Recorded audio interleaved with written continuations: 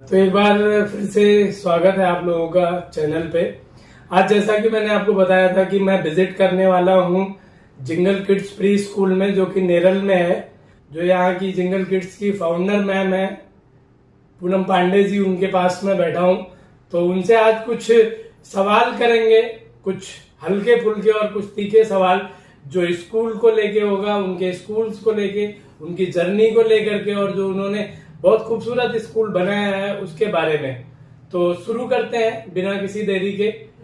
तो महिलाओं के लिए प्री स्कूल बिजनेस कैसा रहेगा, जो सिर्फ फैमिली की वजह से नहीं कर पाती। यहाँ पे आपकी वर्क लाइफ और जो है पर्सनल लाइफ दोनों बैलेंस। आपके पास जो होना चाहिए, पेशेंस होना चाहिए। जो सबसे पहला, बच्चे को हैंडल करना बहुत टफ टास्क है, बहुत टफ। आप एग्रेसिवली बच्चे को नहीं हैंडल कर सकते। चाइल्ड लविंग होने चाहिए आप। तो आप प्री स्कूल बिजनेस में मत आइए, नहीं रन कर सकते आप।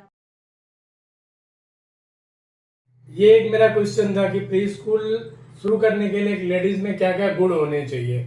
हाँ, जैसे मैंने इसके पहले ही आपको थोड़ा सा बताया कि सबसे पहले तो उनमें पेशेंस होना चाहिए। दूसरा, चाइल्ड लविंग होनी चाहिए।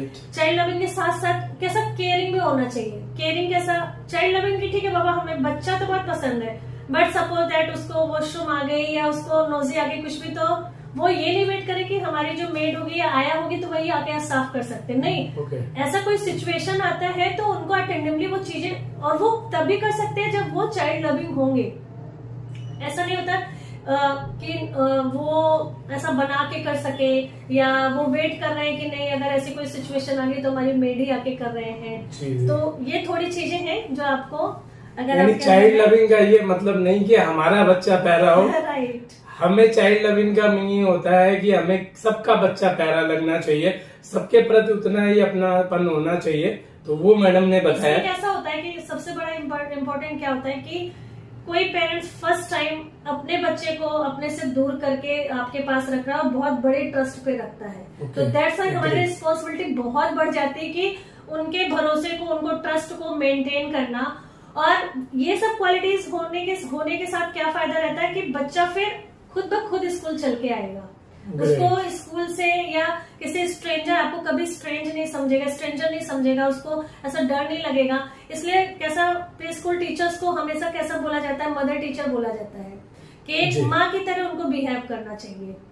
तो ये सारी चीजों के साथ आप आ सकते हैं।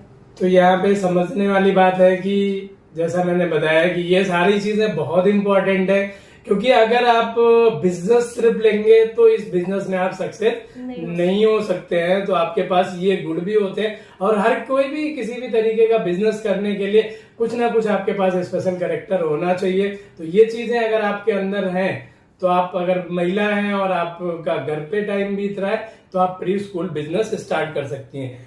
मैम, इसमें पूछना था किस टाइप की लेडीज को या किसको, चाहे वो लेडीज हो या जेंट्स हो, जिनको प्री स्कूल का बिजनेस नहीं करना चाहिए। आप बोलेंगे इनको नहीं करना है pre school business. Pre school जैसे मैंने बताया कि जैसे अभी हमारा आपका डिस्कशन हुआ कि पहले तो वो क्वालिटीज अगर आप में नहीं है तो लिटरली आप किसी और के भरोसे इस बिजनेस में नहीं आइए, क्योंकि इस बिजनेस में आने का मतलब आपका इन्वॉल्वमेंट वहां पे होना 100% कंपलसरी है। जैसे आप हस्बैंड वाइफ है, वर्किंग है, तो एटलीस्ट एक को वहाँ पे अपना 100% देना, यानी उसकी presence at the time of school वो होनी ही चाहिए। ऐसा नहीं होना चाहिए कि चलो ठीक है साइड बिजनेस समझ के हमने इसको डाल दिया, टीचर्स रख दिए, अपॉइंट कर दिए, वो कर रहे हैं, नहीं। तो आप प्लीज मत आइए, क्योंकि कैसा आप वहाँ पे रहेंगे, आपकी निगरानी में चीजें होंगी, आपकी देख रेख में चीजें होंगी, तो वो बहुत अच्छे से हो सकती है।